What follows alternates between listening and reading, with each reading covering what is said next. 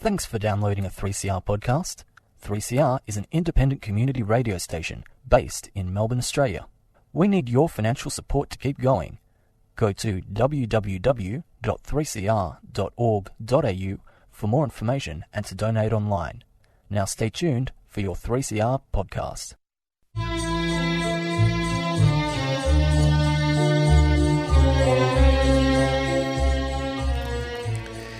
Sabah al-Khair, good morning dear listeners. You're listening to Radio 3CR on 855 AM and Palestine Remembered with Robert Martin, Nasser Mashni and Yusuf Ahmed al-Rimawi.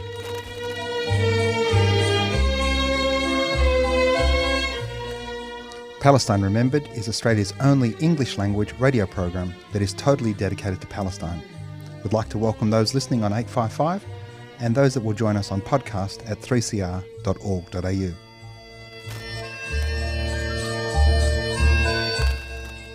Thanks for joining us. Stay with us and enjoy the episode.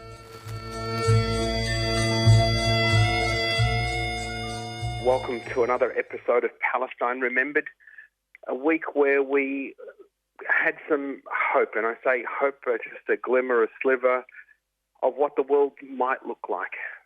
All over the world, the encampments have increased. Student activism all over the world has increased. We've got encampments now at Melbourne University, University of Sydney, Monash, RMIT, University of Queensland, Curtin University, and one opening at Flinders or Adelaide University in South Australia. The Australian youth, the future of this country, are waking up. And the goals of these encampments all over the world, are about, very clear, divestment of holdings of those institutions from any companies that are complicit with or arming or profiting from Israel's genocide and apartheid, for those institutions to divest from those things, for those institutions to come out clear and speak out on the scholasticide, the complete destruction of Palestinian education systems from primary, secondary and tertiary, to speak out about that, to condemn Israel. And these are very, very simple asks. Overnight, Goldsmith University has in fact agreed to the demands of the students that have been protesting there for a number of weeks. From a divestment point of view, Goldsmith has agreed to a new ethical investment policy and switching their fund manager. They'll also provide evidence from their finance committee on how they're going to be investing. They're putting out a statement on genocide. They will be reviewing the IHRA definition and changing how they use it. They'll be funding Palestinian scholarships. They will be enacting new laws to protect the right to protest, for not just for Palestinian students, but anybody that wants to, or those protesting for Palestine, but those that want to protest. And they're going to immortalise the student occupation. One of the lecture theatres there will be renamed after Shireen Wakla, a Palestinian journalist assassinated just over a year ago. So a massive win there. There's already discussions in the United States. And look, I've heard anecdotal stuff of VCs here in Australia wanting to make sure they don't get to the escalations that we saw in the United States. So I'm confident that we will get to that place. The momentum shift within university spaces is now unstoppable, and that momentum is translating throughout public space. We go to the UK and we spoke about George Galloway's re-election a few months ago. His Workers' Party of Britain, the WPB, in the Manchester Council won 46.3%. A brand new political party getting almost outright win. So that's another win for George Galloway. Palestine is a vote winner. Being anti-Palestinian is going to cost votes. So the future is certainly ours. Back to the encampments, we saw during the week some impotent and feeble protests by the Zionists and supporters of the genocidal state of Israel. At 2 o'clock in the morning, an overwhelming number of male, I'm going to call them terrorists, because that's what they did. They ran through the Monash encampment and terrorised the people that were there, shaking and opening tents on young women. One of these quote-unquote men was confronted and said, "You look like you used to serve in the IDF." His rebuttal word was, "I'm currently serving with the IDF." These men terrorised these students. They were not protected by Monash University. The police failed to attend in time to protect them. And they posted on their social media this incel ideology of, the victory they had by terrorising these students on site. At 4 a.m., what could only be described as, a gang of thugs decided to wake up the students at the University of Sydney. Both Melbourne University and Sydney University then had counter-protests because they're really concerned that Jewish students are not feeling safe on these campuses. And let's be clear, the movement for Palestinian liberation, for Palestinian self-determination, for justice for the Palestinians is an anti-racist space. It's an anti-colonial movement. It's welcoming of everyone. There's no room for anti-Semitism. And many of our stauncher supporters, many of the students in encampment are Australian Jews. That if a Jew doesn't feel safe, that is a feeling. Palestinians are not safe. Not a feeling. They're getting massacred in their tens of thousands. Overnight, Israel is bombing tents in Rafah. So you can imagine what a bomb does to a building. Imagine what it does to a tent and the surround. So these marches that they endeavoured to create a space where they could make Jews, quote-unquote, feel safe again being on campus, were such feeble and impotent in comparison to the brilliant steadfastness of our student encampments, who were resolute and ignored and didn't engage with the abuse. As the statements that were released by the University of Melbourne and Sydney University from the encampment said, they respect that the other side has a right to protest. Don't have to agree with the protest, but it would behoove them not to be deliberately provocative and not to come to them. Instead, the reportage in our mass media was about the confrontation and framed as if it was almost like goading for some sort of interaction or a conflagration. They were looking for violence, if you will, a bit of protester porn. They didn't get it, and they were disappointed, I believe. But the framing is really, really disturbing. What you have are peaceful Palestinian protesters that are being confronted by, antagonised by, provoked by Zionist genocide supporters. And the disturbing thing, aside from that media framage, is the silence of our government, the silence of our vice-chancellors. They should be condemning this deliberate provocation of these Zionist trolls, of these Zionist thugs. Nobody called out, no government minister called out the 2 a.m. or the 4 a.m. storming of those encampments. No government minister spoke to the right of the Palestinians not to be subjected to that sort of provocation.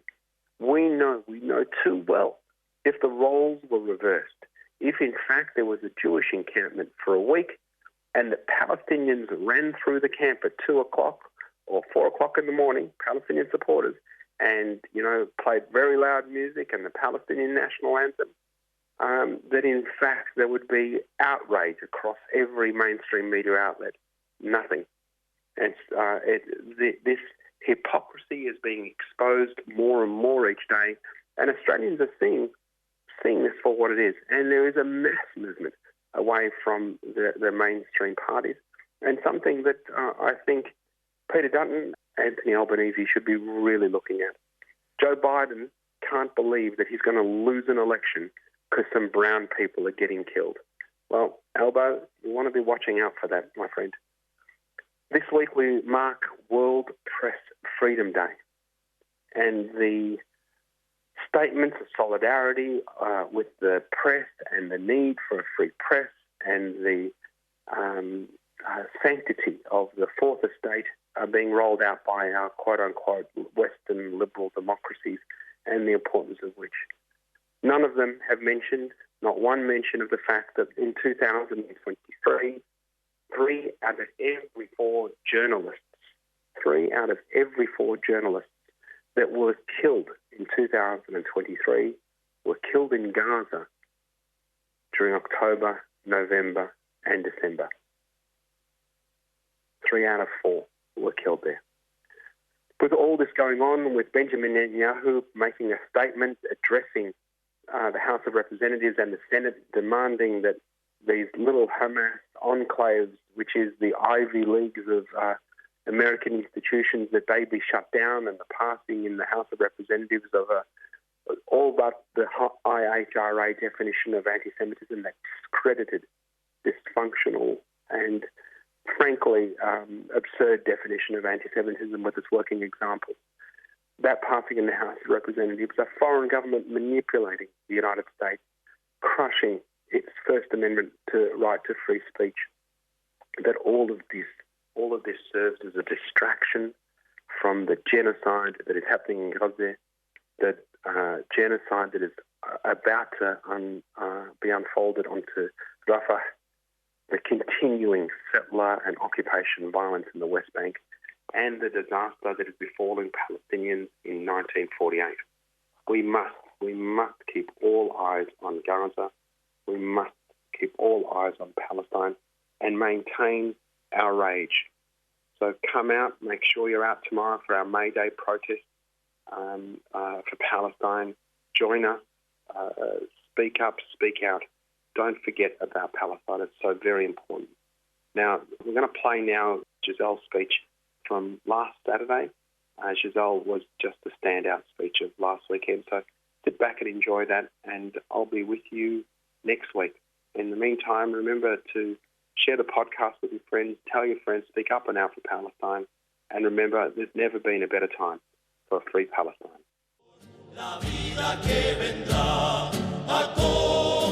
Join the annual May Day March this Sunday at Trades Hall. Stalls and barbecue from midday, assembling at 1 and marching at 2 p.m. Speakers will address Palestinian liberation, freedom for Julian Assange, AUKUS and the fight against imperialism, and of course, workers' rights. Bring your banners and placards, friends and family. May Day March 2024, this Sunday, the 5th of May, 12 to 3 p.m. outside Trades Hall, on the corner of Lygon and Victoria Streets, Carlton. The Melbourne May Day Committee is a 3CR supporter.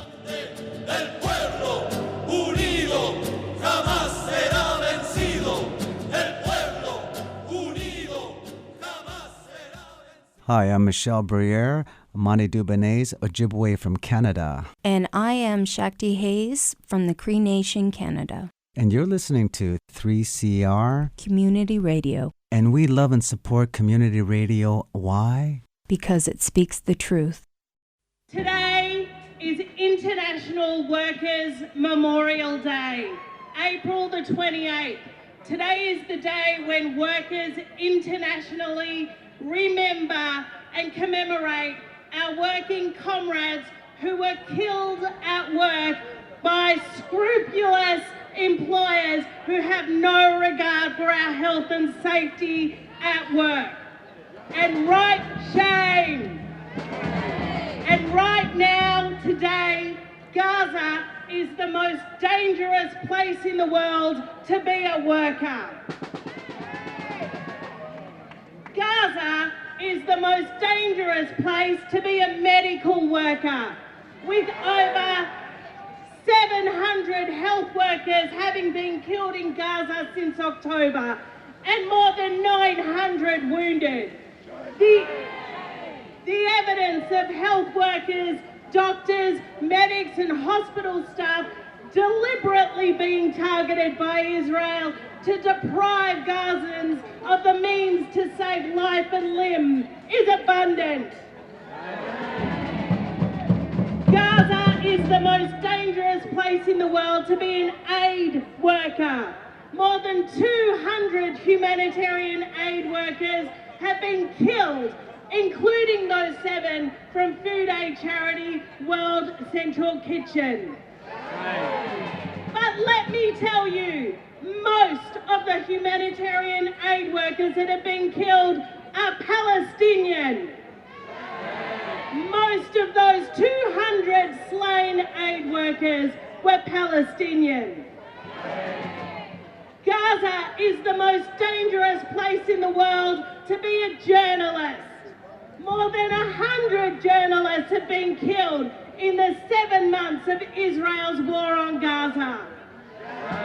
Journalists working for TV, radio, print media and multimedia, photographers, camera operators, 91 men and 12 women journalists of all ages, all Palestinian. This is not counting the multiple instances in which journalists' families have been killed by IDF strikes and bombs, in morbid instances that strongly bear the mark of the IDF having deliberately killed these journalists' families to break them, and as a warning to journalists who dare to give the world a window on the truth about what Israel is committing in Gaza.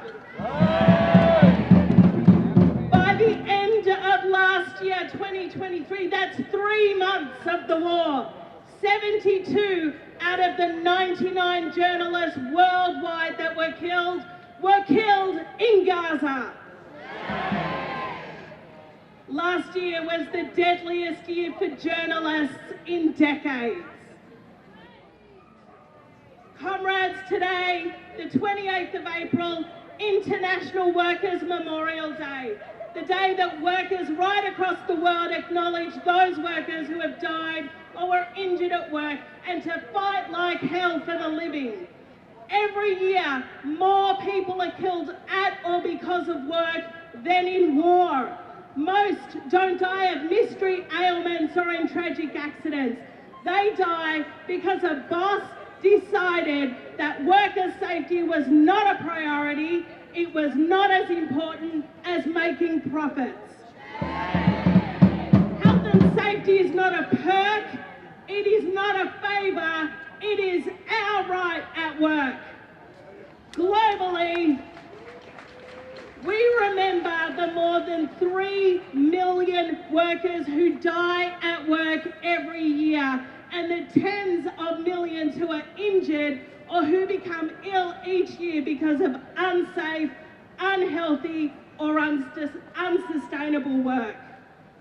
Across Gaza, public service workers face scenes of unimaginable devastation. 400 education facilities destroyed, 132 water wells out of service, 35 hospitals knocked out. The entire energy grid remains offline due to fuel restrictions and severing of external lines. The lack of electricity has forced desalination and water treatment plants to close, with wastewater openly flowing in the streets. Shame! I gave you some information about how Gaza right now is the most dangerous place in the world for workers. But that doesn't mean it was safe before, and neither were the workers in the West Bank. Before the war, every day, around 70,000 Palestinians had to make the arduous journey across military checkpoints to work in Israel, often in construction or agriculture, escaping poverty in the West Bank caused by decades of occupation. A further 30,000 people, Palestinians, work at companies in settlement industrial zones, lucrative factory complexes which exploit Palestinian resources, and they receive tax breaks from the Israeli government for exploiting the labour of Palestinians. They view Palestinians as a source of cheap labour for the Israeli market. Palestinians face discrimination from their bosses and risk their health doing dangerous work while receiving poverty wages. Israel built 23 industrial zones in the occupied West Bank. These industrial zones are illegal under international law. Prior to the war, according to the International Trade Union Confederation, 59% of Palestinian workers in industrial zones were exposed to hazardous health conditions and were not equipped with proper safety gear. In fact, only 4% of Palestinian workers were given appropriate hazardous gear to wear. These conditions lead to devastating loss of Palestinian lives and debilitating injuries at work. That is the apartheid state that Israel has been building for decades. Israel's construction sector is infamously unsafe. Oversight and inspection of working conditions is negligible. The number of injuries of Palestinian workers in construction sites in Israel is absolutely abhorrent, and they are the people forced to build Israel's state economy. Israel has always made profits off of the blood of Palestinian workers. Palestinians have been cheap labour source for the Zionist regime that is hell-bent on eliminating the Palestinian people. On the 7th of March this year, 4 months into the war, Israel bombed the headquarters of the Palestinian General Federation of Trade Unions, the same people that are calling on all of us to participate in the boycott, divestment and sanctions campaign. The spokesperson of the PGFTU said on behalf of his union that they had lost thousands of members, union officers, facilities and other institutions as a result of Israel's wholesale slaughter and forced dislocation. In other words, Israel's ethnic cleansing. So why is defending Palestine in the interests of working class people globally? Why is Palestine union business? War is a disaster for workers. War is not in our interests. War is in the interests of the capitalists. They are the ones who generate the profits from war. And the winners of the wars are not us, the workers. The winners of the wars are the imperialist countries who make those profits. They will continue to pay us less than our value, and they will continue to expose us to hazardous workplaces in order to make those profits. We are witnessing a genocide that is unending in Gaza. Its victims are the Palestinian people. They are being collectively punished as a people for being Palestinian. The perpetrator is the Zionist Israeli state, and its direct accomplices are the government of the United States and others of the world's most powerful states, including Australia. More than 33,000 people have been killed in Gaza since October last year.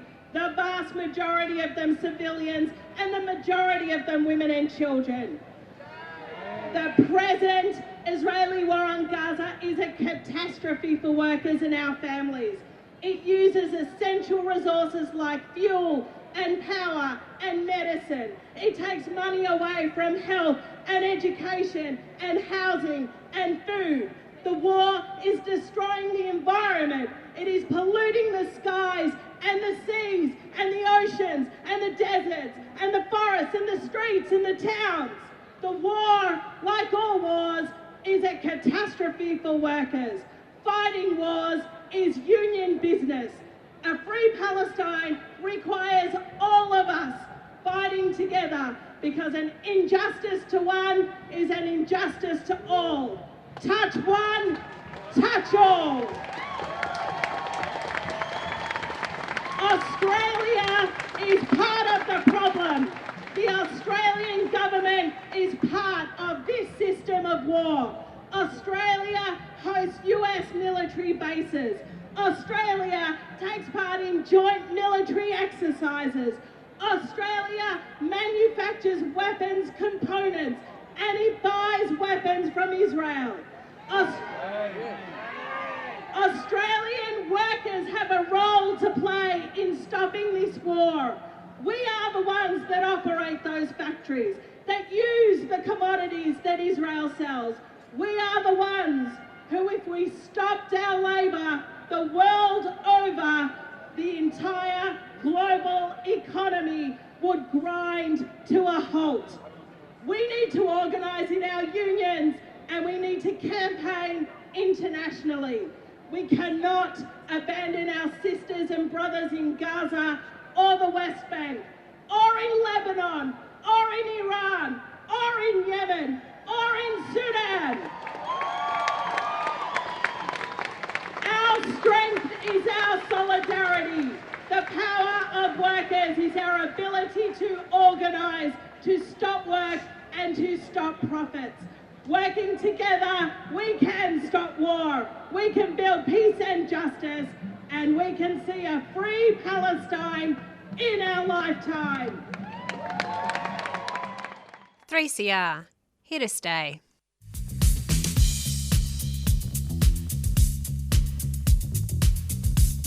We have a right to be in public space, undertaking political activity. That is not something that people should be telling us that we can't do. Multiple actions rolling over months and years and create huge sustained pressure of social change. And what we're seeing around the country right now is increasing repression of protest. Protest works. That's why I think we're seeing it criminalised all over the place. 3CR. Stay tuned, stay radical.